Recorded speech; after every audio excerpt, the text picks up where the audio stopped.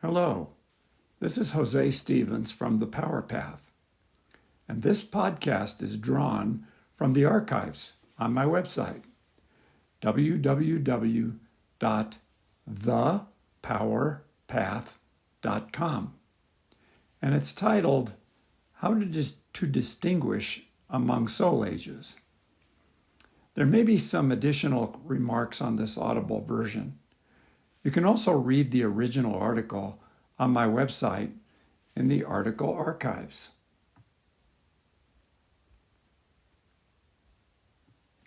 This article is about soul age, a topic I have returned to over and over again over the years.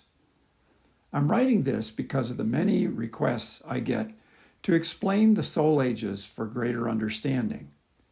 It seems that as time goes on, people are more and more interested in this topic, and I'm glad they are. I never get tired of this fascinating subject myself because it helps to explain the many mysteries of why people behave the way they do on our planet. In our historical times, there's nothing more important than to understand people's motivations and why they choose certain beliefs and courses of action.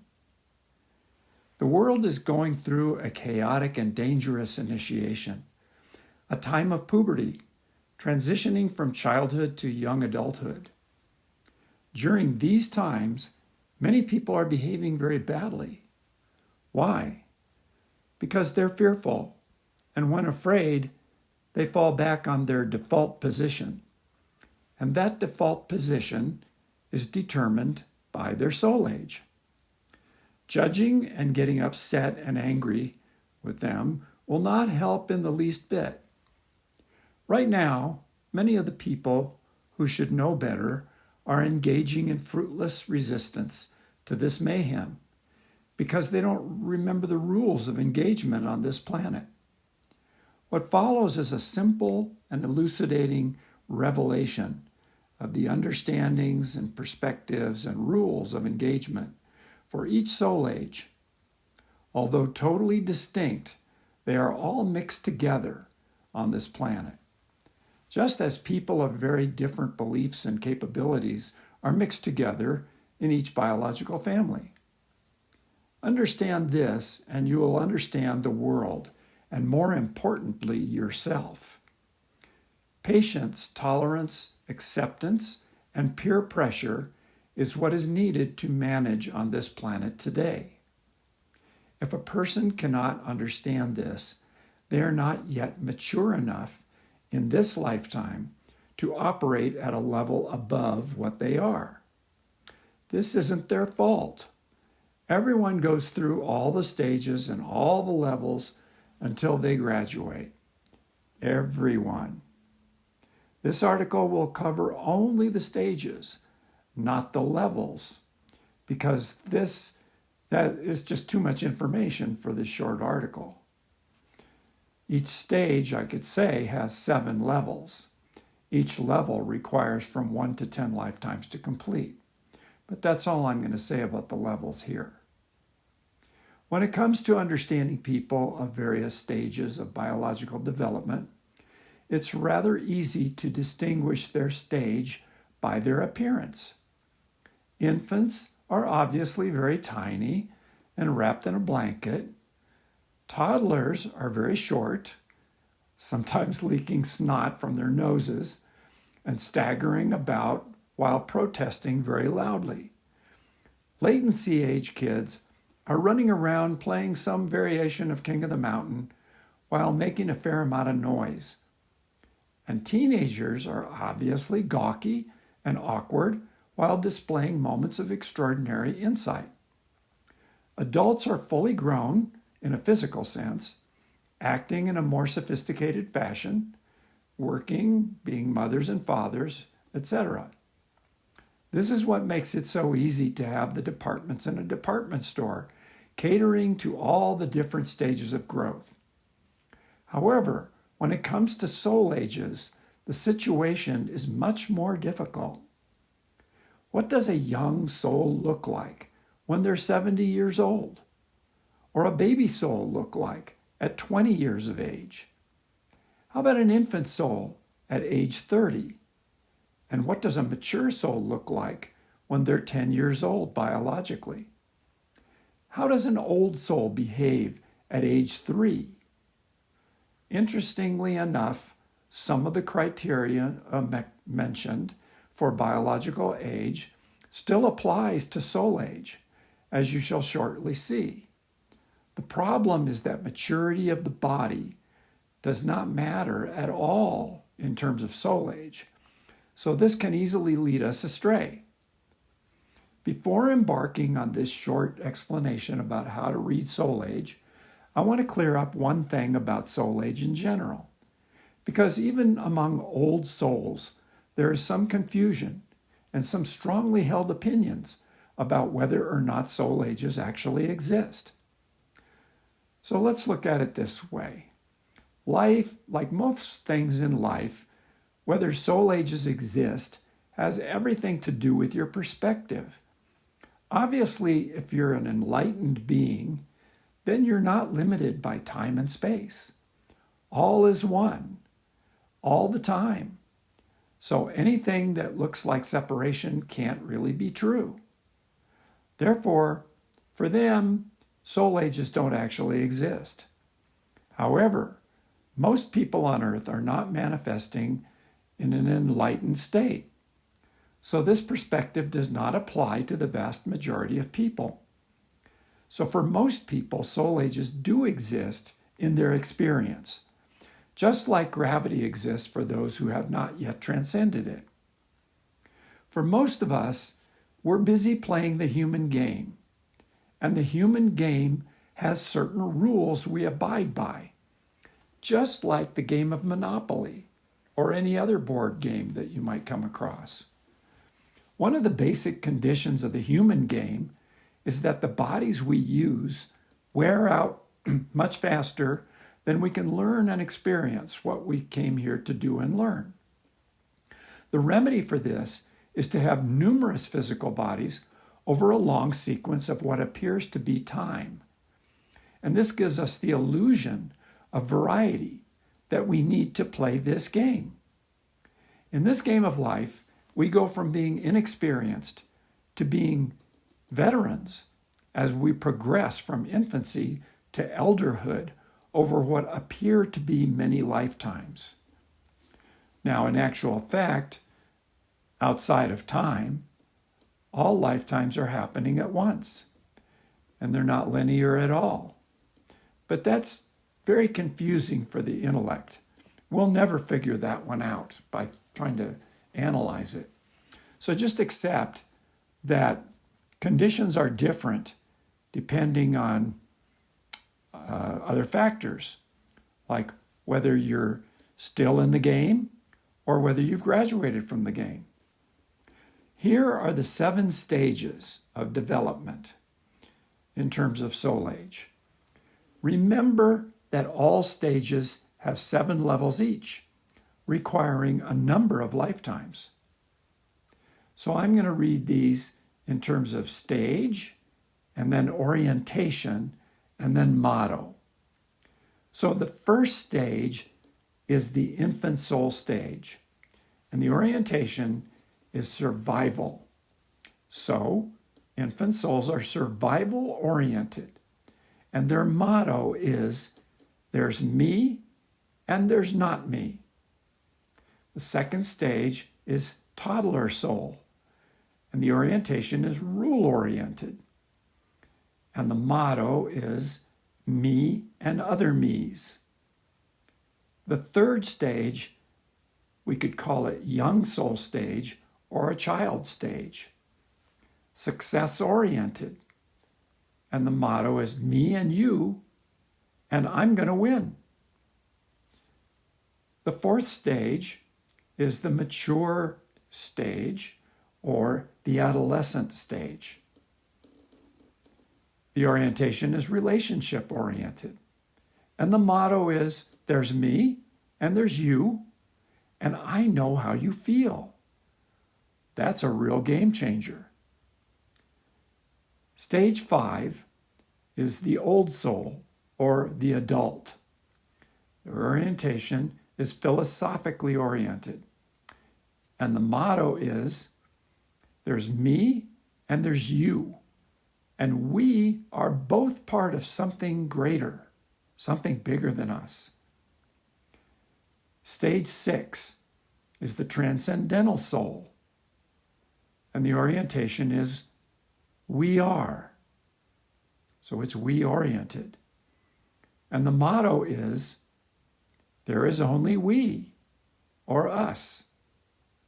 And the 7th stage, finally, is called the infinite soul stage. The orientation is, I am. And the motto is, I am who am. Having multiple bodies allows us to experience multiple cultures, races, genders, family setups, time frames, and orientations.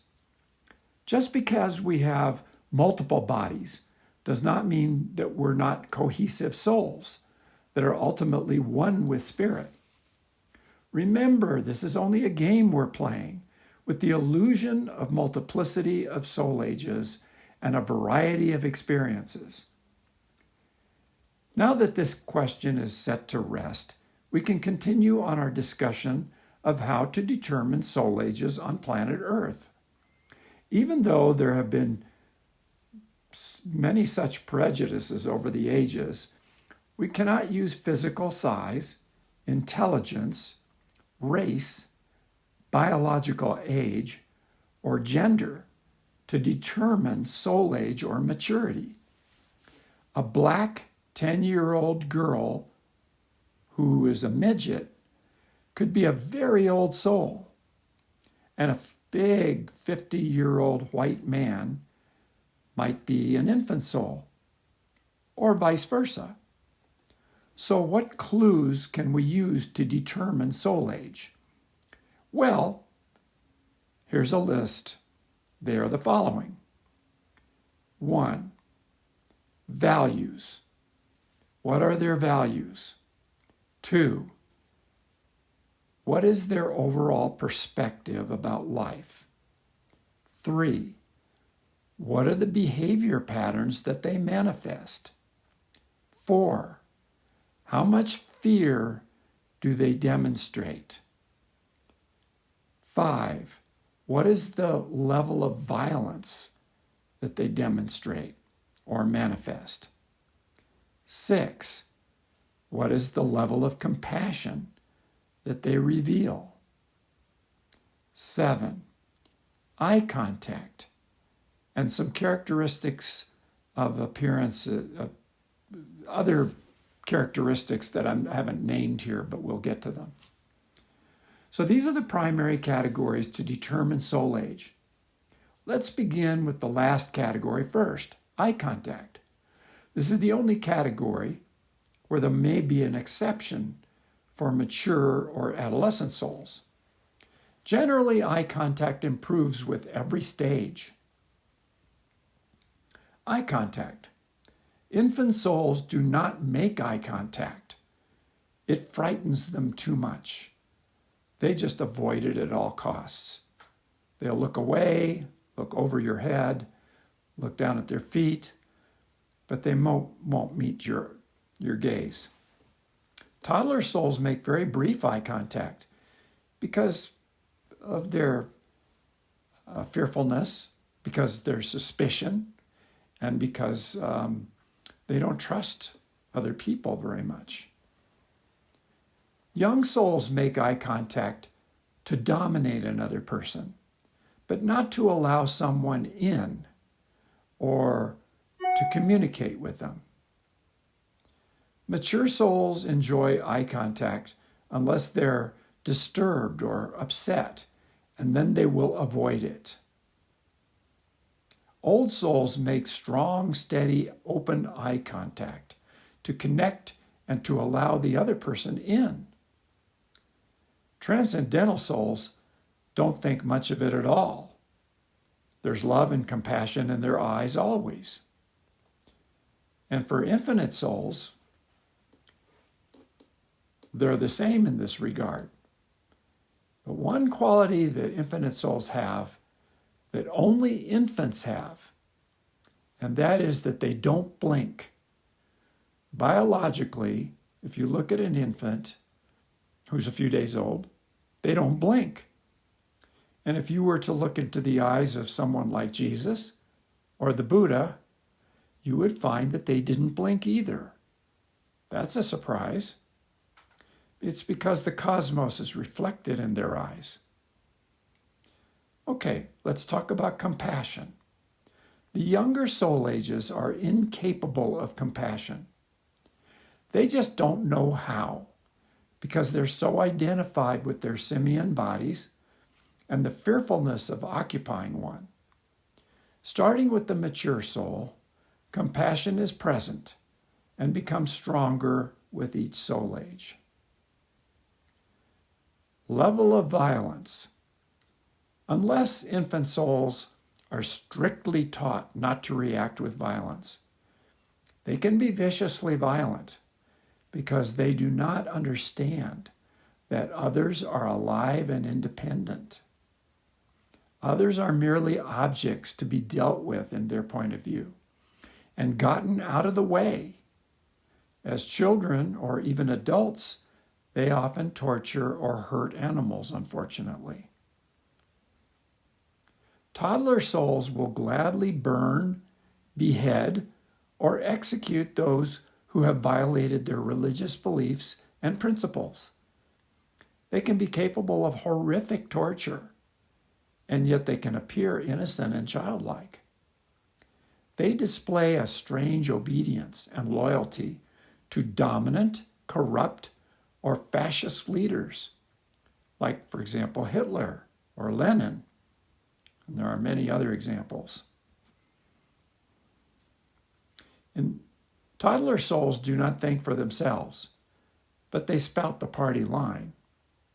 When challenged, they get confused, and then they become belligerent.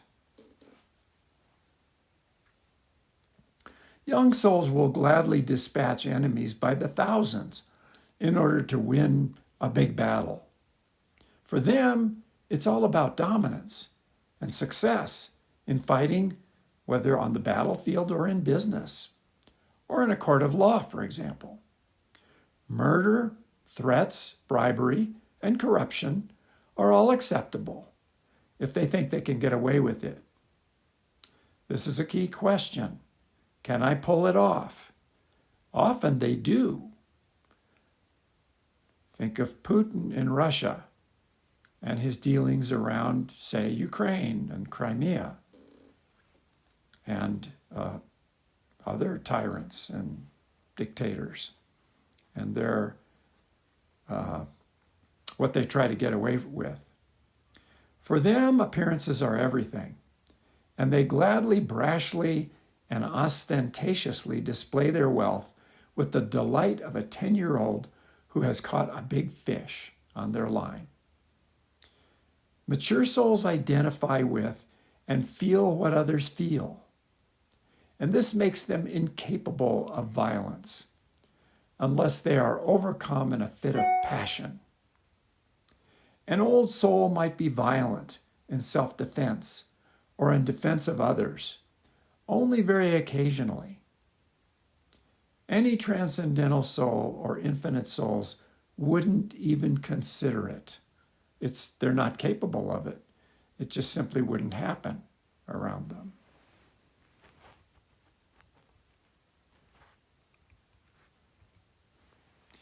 Basically, infant souls are irrationally fearful. So in this section here, we're going to talk about the level of fear they demonstrate. Now, infant souls are fearful of everything unless they feel safe or protected by somebody that's with them, maybe an older soul. Toddler souls are terrified of a punitive God. They are sure they're headed for the fires of hell one way or another. They're sure they are too also, and they'll try to send you there if they feel you deserve it. They usually arrange to be caught for their crimes. Young souls are fearful of getting caught. Otherwise, they could care less. For them, getting caught is for losers. They're afraid of losing. Young souls are capable of more of a white-collar crime because they can get away with that much more easily. Mature souls are fearful of being misunderstood. They're also fearful of injustice and lack of fairness in the world. Old souls are afraid of creating more karma. They learn through the terror of having their ego shattered over and over until there isn't much left of that ego. Transcendental and infinite souls experience no fear whatsoever. Behavior patterns manifested and perspectives shown. This category has to do with sophistication. Infant souls are often very inappropriate in the social situation. They can be extremely awkward and simply don't know how to behave. If they are rebuffed in love or marriage, they may well attack the one who spurned them by throwing acid in their face or stoning them. They do cringe-worthy things. Toddler souls are very childlike and unsophisticated, especially when viewed by older souls. They always seem to feel guilty, but they're always trying to tell others how to live and what to do and not do based on their fundamentalist beliefs. They often make no logical sense, and their arguments often go in circles because they cannot see the big picture. They can be very self-righteous and want the whole world to conform to their beliefs, no matter how narrow. They don't know much about how to have fun. Often, they represent stalwart, conservative political positions, but then are caught having been the biggest transgressor of all. They're fond of praying for those who have been cut down by the assault guns with unlimited magazines they have made available. Toddler souls are often overweight because they find it hard to regulate their intake of snacks and sweets, and they tend to overeat in general in order to feel more secure. They tend to have baby faces, as can be witnessed in many of the recent presidential candidates. They also tend to overcook and underspice their food, and they do tend to eat the same thing all the time, whether it's McDonald's hamburgers or Taco Bell or something like that, or tacos and beans. Young souls are conniving strategists, always maneuvering to get the upper hand. They can be sly and underhanded to get their way. They become expert at circumventing the rules. In other words, they can commit white-collar crimes, like I mentioned before. When they can get away with it, they're blatant. Just sue me, they might say. Some corporations espouse this philosophy. For example, Samsung deliberately and blatantly stole Apple's secret smartphone technologies and reproduced them for their own Samsung phones. They put a number of American companies out of business using this strategy. When they were sued, they would simply deny it and tie everything up in court for years until the other side gave up.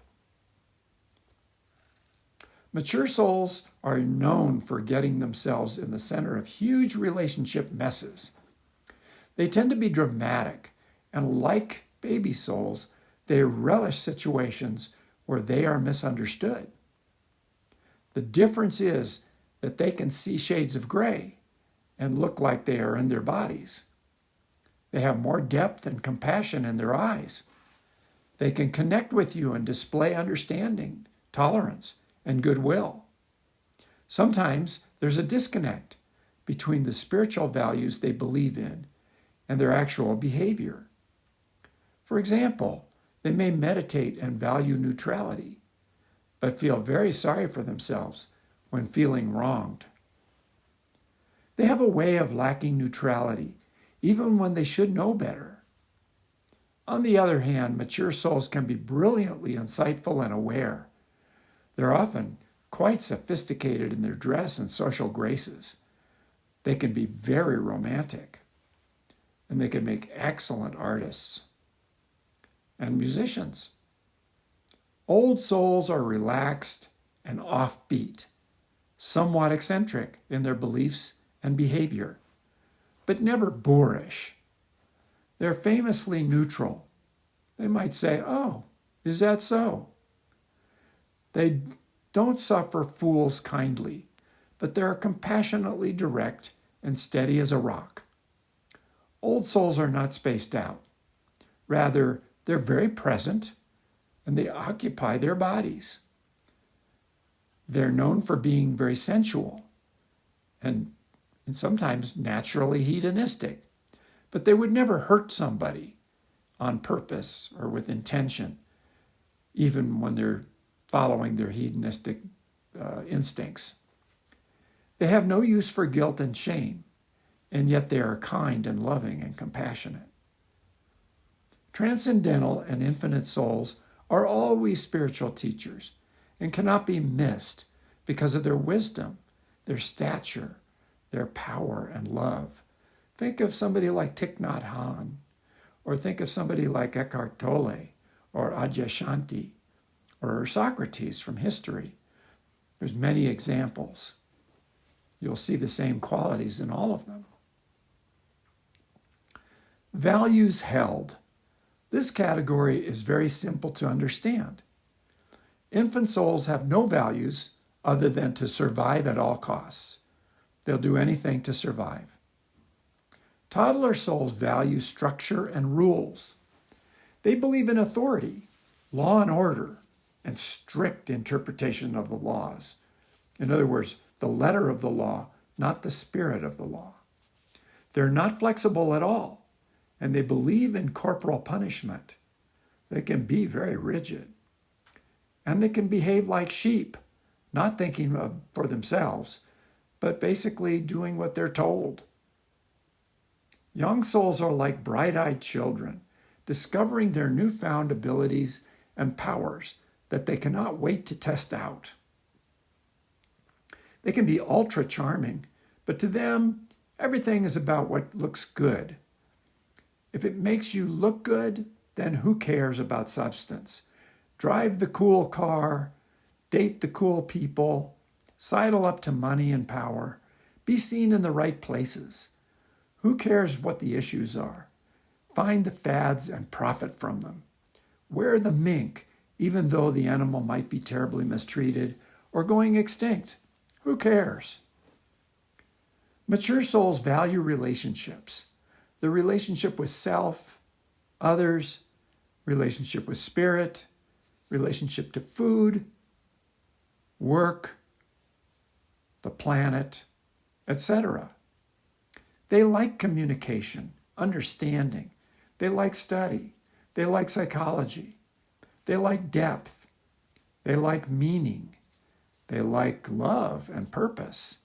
They want to grow and develop, help, serve, save, evolve, and open doors for others and themselves. Mature souls still have some ambition. Young souls have enormous ambition. Infant and baby souls much less so. They're more community-oriented, not so much individually oriented. Old souls value nature. They value spirit. They value freedom, the arts, pleasure, and they like to have fun. They can really raise some serious hell for the fun of it. Think Leonard Cohen or Whoopi Goldberg. They'll fight hard for the preservation of nature. Think Jane Goodall, Robert Redford, John Muir. Transcendental souls don't care at all what happens to them. They only teach by example. Think Mohandas Gandhi. Infinite souls are impossible to miss. When they are alive, the whole world knows, and their legacy is earth-shattering. Think Krishna, Jesus, Buddha, and Lao Tzu. The infinite soul is on the way, not yet here, but imminent. This time it will not be an individual. It'll be multiple human beings, perhaps all of them.